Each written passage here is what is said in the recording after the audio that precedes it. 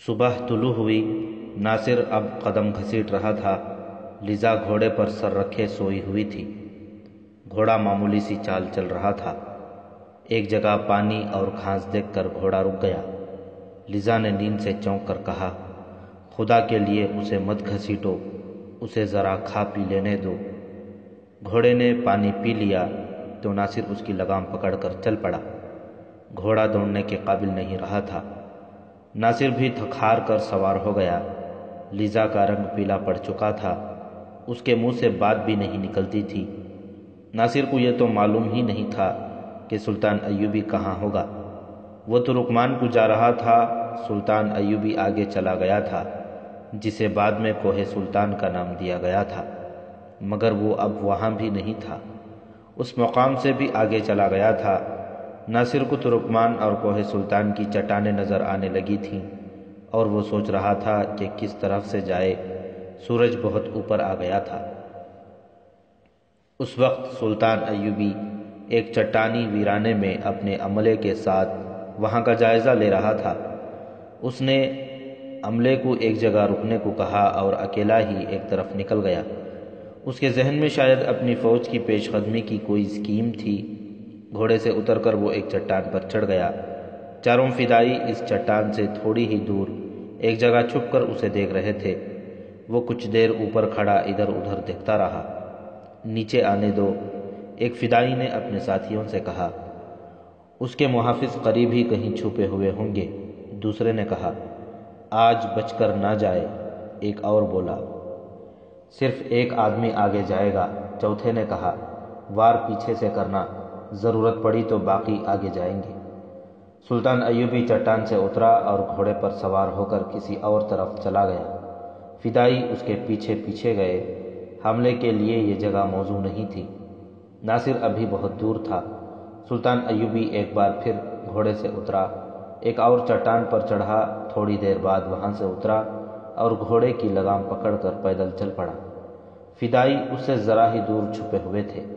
سلطان ایوبی ایک جگہ سے گھوم گیا، آگے میدان تھا۔ وہ گھوڑے پر سوار ہونے ہی لگا تھا کہ اسے دوڑتے قدموں کی آہٹ سنائی دی۔ ایک فدائی 1 فٹ لمبا خنجر ہاتھ میں لیے اسے 2-3 قدم دور رہ گیا تھا۔ سلطان ایوبی نے دیکھ لیا۔ سلطان ایوبی نے اپنا خنجر نکالا، فدائی نے وار کر دیا۔ سلطان ایوبی نے اس کی خنجر والی کلائی کے آگے اپنی کلائی رکھ کر وار روکنے کی کوشش کی، مگر فدائی تنومند تھا، وار بڑی ہی طاقت سے کیا گیا تھا۔ سلطان ایوبی نے وار کیا، جو فدائی بچا گیا۔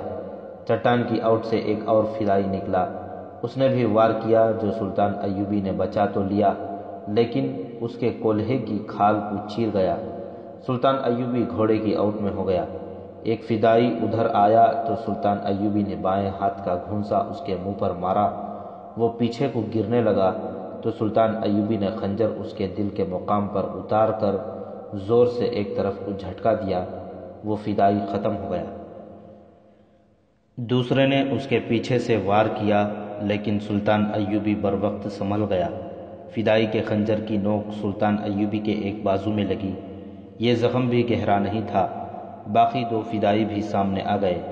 سرپٹ دوڑتے گھوڑوں کے ٹاپ سنائی دیے، جو آنے واحد میں سلطان ایوبی کے قریب آ گئے۔ فدائی بھاگے، ایک کو تو سواروں نے گھوڑوں تلے کچل ڈالا، دوسرے کو مار ڈالا۔ سلطان ایوبی کی پکار پر آخری فدائی کو زندہ پکڑ لیا گیا۔ اللہ نے سلطان صلاح الدین ایوبی کو اس حملے سے بھی بچا لیا۔ اس پر جس وقت حملہ ہوا، اس کا عملہ اس سے 700-800 گز دور ایک بلندی پر کھڑا تھا۔ اتفاق سے ان میں سے کسی نے دیکھ لیا، ورنہ یہ حملہ ناکام ہونے والا نہیں تھا۔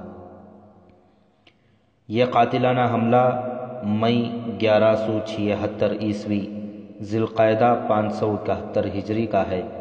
اس کے متعلق مورخین میں اختلاف پایا جاتا ہے۔ قاضی بہاؤالدین شداد نے اپنی ڈائری میں اتنا ہی لکھا ہے کہ سلطان صلاح الدین ایوبی قلعہ اعزاز کے محاصرے کے لیے جا رہا تھا کہ 4 فدائیوں نے اس پر قاتلانہ حملہ کیا۔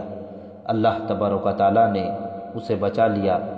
میجر جنرل ریٹائرڈ محمد اکبر خان رنگروٹ نے متعدد حوالوں سے لکھا ہے کہ سلطان ایوبی قلعہ اعزاز کے محاصرے کے دوران دن کے وقت اپنے ایک سالار جعد الاسدی کے خیمے میں سویا ہوا تھا جب ایک فدائی نے خیمے میں جا کر اس پر خنجر سے وار کیا۔ اتفاق سے سلطان ایوبی کے سر پر وہ مخصوص پگڑی تھی جو وہ میدان جنگ میں پہنا کرتا تھا، اسے تربوش کہتے تھے۔ حملہ آور کا خنجر تربوش میں لگا اور سلطان ایوبی جاگ اٹھا۔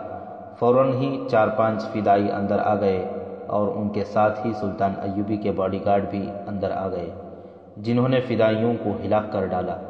جنرل موصوف نے لکھا ہے کہ یہ فدائی کچھ عرصے سے دھوکے میں سلطان ایوبی کے محافظ دستے میں شامل ہو گئے تھے۔ یورپی مورخوں نے لکھا ہے کہ حملہ آور سلطان ایوبی کے ایک باڈی گارڈ تھے۔ ان مورخین نے سلطان ایوبی کے خلاف یہ شہادت مہیا کرنے کی کوشش کی ہے کہ وہ اپنی فوج میں بالکل مقبول نہیں تھا، یہاں تک کہ اس کے باڈی گارڈز تک اس کے وفادار نہیں تھے۔ اس وقت کے وقائع نگاروں کے غیر مطبوعہ تحریروں سے یہی کہانی سامنے آتی ہے جو سنائی گئی ہے۔ فدائی نہ اس کے محافظ دستے میں تھے، نہ کسی دھوکے سے حملہ آور ہوئے تھے، انہیں سلطان ایوبی اکیلا مل گیا تھا۔ جو فدائی پکڑا گیا تھا اس نے بیان دیا کہ وہ چاروں قلعہ اسیات سے آئے ہیں۔ اسے حسن بن عبداللہ کے حوالے کر دیا گیا جس نے اسے قلعہ اسیات کے متعلق تمام تر معلومات لے لیں۔ یہ بھی پوچھ لیا کہ اندر کتنی فوج ہے اور اس کے لڑنے کی اہلیت کیسی ہے۔ یہ معلومات سلطان ایوبی کو دی گئیں۔ کل رات کے آخری پہر ہم اسیات کی طرف کوچ کریں گے، سلطان ایوبی نے کہا۔ اس نے اپنے ہائی کمانڈ کے سالاروں کو بلایا اور کہا، فدائیوں کا یہ اڈا اکھاڑنا ضروری ہے، اس پر فوراً قبضہ کرنا ہے، فوج کا تیسرا حصہ کافی ہوگا۔ اس نے بتایا کہ کتنی نفری جائے گی اور اس کی ترتیب کیا ہوگی۔ اس شام سلطان ایوبی کو اطلاع دی گئی کہ ناصر نام کا ایک چھاپا مار واپس آیا ہے۔ حسن بن عبداللہ ناصر سے ساری رپورٹ لے چکا تھا، اسے سلطان ایوبی کے پیش کرنا ضروری تھا۔ ناصر کو بڑی ہی بری حالت میں پیش کیا گیا۔ مسلسل سفر، بھوک اور پیاس نے اسے ادموا کر دیا تھا۔ اس کے ساتھ لیزا تھی، اس کا رنگ اڑا ہوا اور جسمانی حالت دگرگوں تھی۔ ناصر نے سلطان ایوبی کو پوری تفصیل سے سنایا کہ اس پر کیا گزری ہے۔ اس نے کوئی بات پوشیدہ نہ رکھی، لیزا کے متعلق بھی سب کچھ بتایا۔ سلطان ایوبی نے لیزا سے پوچھا کہ وہ اپنے متعلق فیصلے میں آزاد ہے۔ لیزا شاید اپنے آپ کو قیدی سمجھ رہی تھی اور اسے بہت برے سلوک کی توقع تھی، لیکن یہاں معاملہ الٹ تھا۔ اس نے ناصر کے ساتھ رہنے کی خواہش ظاہر کی۔ اسے بتایا گیا کہ اسے دمشق بھیج دیا جائے گا، جہاں وہ نور الدین زنگی کی بیوہ کی تحویل میں رہے گی اور ناصر اسے کچھ عرصے کے بعد ملے گا۔ دراصل اس قسم کی لڑکیوں کو ان کی جذباتی باتوں سے متاثر ہو کر قابل اعتماد نہیں سمجھا جاتا تھا۔ دمشق میں انہیں عزت اور آرام سے رکھا جاتا تھا اور ان کی خفیہ نگرانی کی جاتی تھی۔ ناصر کو زخموں کے علاج اور آرام کے لیے پچھلے کیمپ میں بھیج دیا گیا۔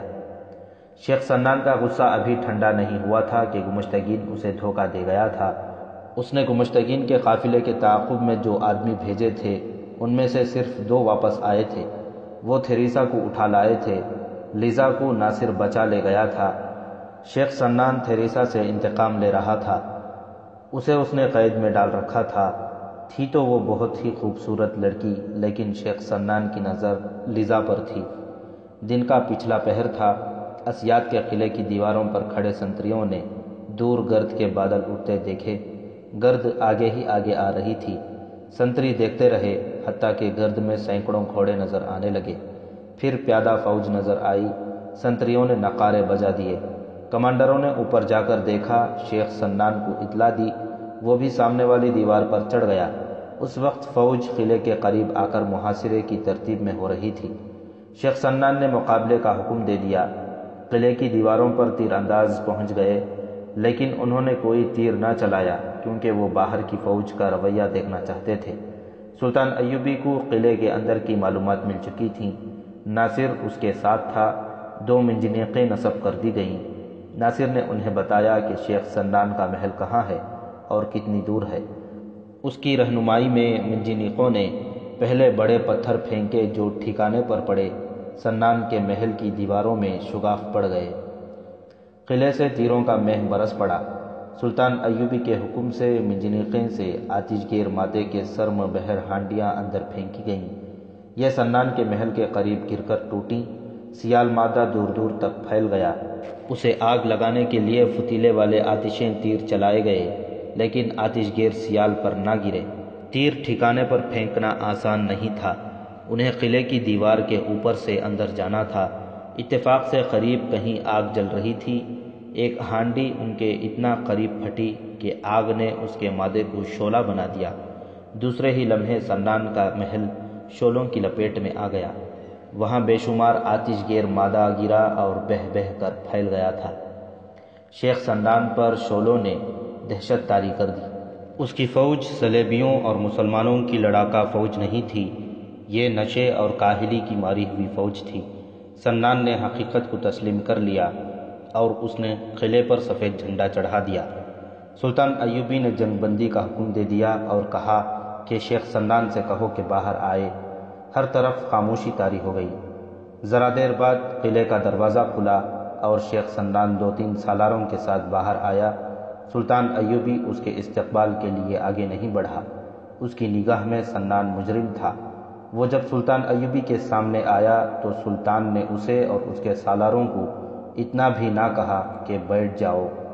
سنان، سلطان ایوبی نے کہا، کیا چاہتے ہو؟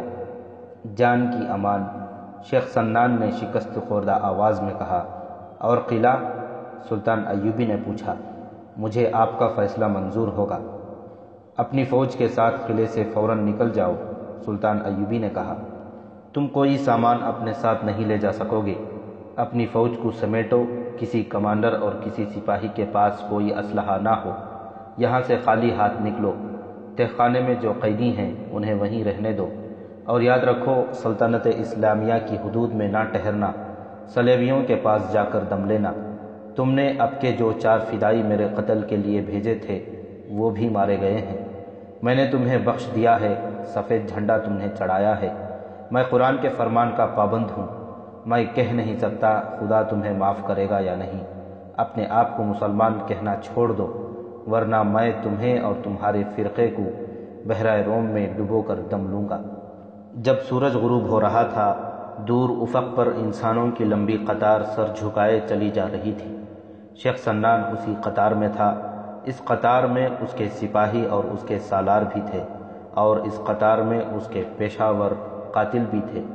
وہ اپنے ساتھ کچھ بھی نہیں لے جا سکے تھے۔ ان کے گھوڑے اور اونٹ قلعے میں رکھ لیے گئے تھے۔ سورج غروب ہونے تک سلطان ایوبی کی فوج قلعے پر قبضہ مکمل کر چکی تھی۔ تہ خانے سے قیدیوں کو نکال لیا گیا تھا۔ قلعے سے جو زر و جواہرات برآمد ہوئے ان کا کوئی شمار نہ تھا۔ سلطان ایوبی نے قلعہ ایک سالار کے حوالے کیا اور رات کو ہی کوہ سلطان کو روانہ ہو گیا۔ وہ اب زیادہ انتظار نہیں کرنا چاہتا تھا۔ چند ہی دنوں میں اس نے پیش قدمی کی اور اعزاز کے قلعے کا محاصرہ کر لیا۔ حلب والوں نے اس قلعے کو دفاعی لحاظ سے بہت مستحکم کر رکھا تھا۔ یہ دراصل حلب کا دفاع تھا۔ اس میں جو فوج تھی وہ تازہ دم تھی، میدان جنگ میں نہیں گئی تھی۔ سلطان ایوبی کو ایسی خوش فہمی نہیں تھی کہ وہ اس قلعے کو فوراً سر کرے گا۔ یہ خطرہ بھی تھا کہ عقب سے حلب کی فوج حملہ کر دے گی۔ اس خطرے کو روکنے کا انتظام کر لیا گیا تھا۔ سلطان ایوبی کو یہ فائدہ حاصل تھا کہ حلب کی فوج ترکمان کی لڑائی سے نقصان اٹھا کر آئی تھی، اس کا لڑنے کا جذبہ مجروح ہو چکا تھا۔ قلعہ اعزاز کے دفاع میں لڑنے والوں نے بے جگری سے مقابلہ کیا۔ تمام دن اور ساری رات انہوں نے سلطان ایوبی کی فوج کو قلعے کے قریب نہ آنے دیا۔ دیواریں توڑنے والی پارٹیوں نے بہت کوشش کی کہ کسی جگہ سے دیوار کے قریب چلے جائیں اور دیوار توڑ سکیں، لیکن تیر اندازوں نے انہیں قریب نہ آنے دیا۔ اگلے دن بڑی منجنیقوں سے قلعے کے دروازے پر وزنی پتھر مارے گئے۔ آتش گیر مادے کی ہانڈیاں بھی دروازے پر پھینک کر آتشیں تیر چلائے گئے۔ شعلوں نے دروازے کو چاٹنا شروع کر دیا۔ اوپر سے اعزاز کے تیر اندازوں نے منجنیقیں چلانے والوں پر بہت تیر برسائے۔ یہ تیر بڑی کمانوں سے پھینکے جا رہے تھے، اس لیے دور تک آ جاتے تھے۔ ان سے منجنیقوں کے کئی آدمی زخمی اور شہید ہوئے، لیکن اس قربانی کے بغیر قلعہ سر کرنا ممکن نہیں تھا۔ ایک شہید ہوتا تو دوسرا اس کی جگہ لے لیتا تھا۔ دروازہ جل رہا تھا اور اس پر لگاتار پتھر پڑ رہے تھے۔ بہت دیر بعد پتھر دروازے میں سے اندر جانے لگے۔ شعلوں نے لکڑی کو کھا لیا تھا، لوہے کا فریم باقی تھا جو پتھروں سے ٹیڑھا ہو رہا تھا۔ رات کو شعلے بجھ گئے، دروازے کا آہنی ڈھانچہ رہ گیا۔ اس میں سے پیادے گزر سکتے تھے، گھوڑے گزارنا مشکل تھا، یہاں جانبازی کی ضرورت تھی۔ پیادہ دستوں کو حکم دیا گیا کہ دروازے کے ڈھانچے میں سے گزر کر اندر جائیں۔ یہ سلطان ایوبی کے کریک ٹروپس تھے، انہوں نے ہلہ بول دیا۔ اعزاز کے سپاہیوں نے ان دستوں کا یہ حشر کیا کہ آگے جو گئے تھے انہیں وہیں ڈھیر کر دیا، پیچھے والے اپنے ساتھیوں کی لاشوں کے اوپر سے اندر گئے۔ یہ معرکہ بڑا ہی خونریز تھا، اس سے یہ فائدہ اٹھایا گیا کہ دروازے کا آہنی ڈھانچہ توڑ لیا گیا۔ جو پیادے زندہ تھے وہ اندر جا کر بکھر گئے اور خوب لڑے۔ پھر گھوڑ سواروں کو اندر جانے کا حکم ملا۔ سلطان ایوبی نے قلعے کے اندر آتش زنی کا حکم دے دیا۔ ایک دستہ جگہ جگہ آگ لگانے لگا۔ اعزاز کی فوج ہتھیار ڈالنے پر آمادہ نظر نہیں آتی تھی۔ یہ قلعہ حلب سے نظر آتا تھا۔ رات کو حلب والوں نے دیکھا کہ جہاں قلعہ ہے وہاں سے آسمان سرخ ہو رہا ہے، شعلے بلند ہو رہے تھے۔ یہ اطلاع تو حلب میں پہنچ چکی تھی کہ سلطان ایوبی نے اعزاز کو محاصرے میں لے رکھا ہے۔ حلب کے ہائی کمانڈ نے اس امکان پر بھی غور کیا تھا کہ سلطان ایوبی پر عقب سے حملہ کیا جائے، مگر سالاروں نے بتایا کہ فوج لڑنے کے قابل نہیں۔ اس وقت سیف الدین حلب میں ہی تھا اور گمشتگین بھی وہیں چلا گیا تھا۔ ان دونوں کے درمیان اعزاز اور حلب کے دفاع کے سلسلے میں ترش کلامی ہوئی، جو اس حد تک بڑھی کہ گمشتگین نے سیف الدین کو قتل کی دھمکی دے دی۔ سیف الدین نے اتحاد توڑ دیا، اس کی جو بچی کچھی فوج تھی وہ حلب سے نکال لے گیا۔ یہ لوگ دراصل ایک دوسرے کے بھی دشمن تھے۔ الملک الصالح کی عمر اب 13 برس سے کچھ اوپر ہو گئی تھی، وہ سوچنے سمجھنے کے قابل ہو گیا تھا۔ اس نے گمشتگین کا رویہ دیکھا تو اس نے محسوس کر لیا کہ اس کا یہ دوست سازشی ہے۔ اس نے گمشتگین کو قید خانے میں ڈال دیا۔ تاریخ میں تحریر ہے کہ گمشتگین نے ان حالات میں کہ حلب اور اعزاز محاصرے میں تھے، الملک الصالح کے خلاف کوئی نئی سازش تیار کی تھی، جس کا انکشاف ہو گیا اور اسے قید میں ڈال کر 2-3 روز بعد قتل کر دیا گیا۔ آخر اعزاز کے محافظوں نے ہتھیار ڈال دیے۔ سلطان ایوبی کو اس کی بہت بڑی قیمت دینی پڑی۔ اس کے جن دستوں نے قلعے کے اندر معرکہ لڑا تھا ان کی نفری آدھی رہ گئی تھی۔ اعزاز والوں نے ثابت کر دیا تھا کہ وہ بزدل نہیں۔ سلطان ایوبی نے فوراً حلب کو محاصرے میں لے لیا۔ حلب قریب ہی تھا۔ حلب کے اندر جذبے کی یہ کیفیت تھی کہ رات اعزاز کے شعلوں نے انہیں دہشت زدہ کر دیا تھا۔ انہیں یہ بھی معلوم تھا کہ ان کی فوج میں اتنا دم نہیں رہا کہ شہر کا دفاع کر سکے۔ انہی شہریوں نے کچھ عرصہ پہلے سلطان ایوبی کے چھکے چھڑا دیے تھے اور اسے محاصرہ اٹھانا پڑا تھا، مگر اب یہ شہر جیسے مر ہی گیا تھا۔ محاصرے کے دوسرے دن الملک الصالح کا ایک ایلچی سلطان ایوبی کے پاس آیا اور جو پیغام لایا وہ صلح کی پیشکش نہیں تھی۔ یہ ایک ایسا جذباتی پیغام تھا جس نے سلطان ایوبی کو جھنجھوڑ ڈالا۔ پیغام یہ تھا کہ نور الدین زنگی مرحوم کی بچی سلطان ایوبی سے ملنا چاہتی ہے۔ اس بچی کا نام شمش النساء ہے۔ یہ الملک الصالح کی چھوٹی بہن تھی، عمر 10-11 سال تھی۔ الملک الصالح جب دمشق سے حلب گیا تو اپنی بہن کو بھی ساتھ لے گیا تھا۔ ان کی ماں رضی خاتون بنت معین الدین بیوہ نور الدین زنگی دمشق میں ہی رہ گئی تھی، وہ سلطان ایوبی کی حامی تھی۔ سلطان ایوبی نے حلب کے ایلچی کو جواب دیا کہ وہ بچی کو لے آئے۔ بچی آ گئی، اس کے ساتھ الملک الصالح کے 2 سالار تھے۔ سلطان ایوبی نے بچی کو سینے سے لگا لیا اور وہ بہت رویا۔ بچی کے ہاتھ میں الملک الصالح کا تحریری پیغام تھا جس میں اس نے شکست قبول کر لی تھی اور سلطان ایوبی کو سلطان تسلیم کر لیا تھا۔ اس نے سلطان ایوبی کی اطاعت بھی قبول کر لی تھی۔ اس میں یہ بھی لکھا تھا کہ گمشتگین کو قتل کر دیا گیا ہے، اس لیے ہرن بھی سلطان ایوبی کی ملکیت تصور کیا جائے۔ تم لوگ بچی کو کیوں ساتھ لائے ہو؟ سلطان ایوبی نے سالاروں سے پوچھا۔ یہ پیغام تم خود نہیں لا سکتے تھے؟ جواب سالاروں کو دینا چاہیے تھا، لیکن انہوں نے بچی کی طرف دیکھا۔ بچی نے سلطان ایوبی سے کہا، مامو جان، مجھے بھائی صالح نے بھیجا ہے، آپ اعزاز کا قلعہ ہمیں دے دیں اور ہمیں حلب میں رہنے دیں، ہم آئندہ آپ سے لڑائی نہیں کریں گے۔ سلطان ایوبی نے بچی کے ساتھ آئے ہوئے سالاروں کو غضبناک نظروں سے دیکھا۔ وہ شرط منوانے کے لیے زنگی مرحوم کی بچی کو ساتھ لائے تھے۔ میں اعزاز کا قلعہ اور حلب تمہیں دیتا ہوں شمس النساء۔ سلطان ایوبی نے بچی کو گلے لگا کر کہا اور حکم جاری کر دیا کہ اعزاز کے قلعے سے اپنی فوج نکال لی جائے اور حلب کا محاصرہ اٹھا لیا جائے۔ اس نے حلب کے سالاروں سے کہا، میں نے اعزاز اور حلب اس معصوم بچی کو دیا ہے، تم بزدل، بے غیرت اور ایمان فروش اس قابل بھی نہیں کہ تمہیں فوج میں رہنے دیا جائے۔ 24 جون 1176 عیسوی، 14 ذی الحج 571 ہجری، معاہدے پر دستخط ہو گئے۔ سلطان ایوبی نے اعزاز اور حلب کو سلطنت اسلامیہ میں شامل کر لیا اور الملک الصالح کو نیم خود مختاری کی حیثیت دے دی۔ اس کے فوراً بعد سیف الدین نے بھی سلطان ایوبی کی اطاعت قبول کر لی اور مسلمانوں کی آپس کی لڑائیوں کا دور ختم ہو گیا، مگر قوم میں غدار اور ایمان فروش بدستور سرگرم رہے۔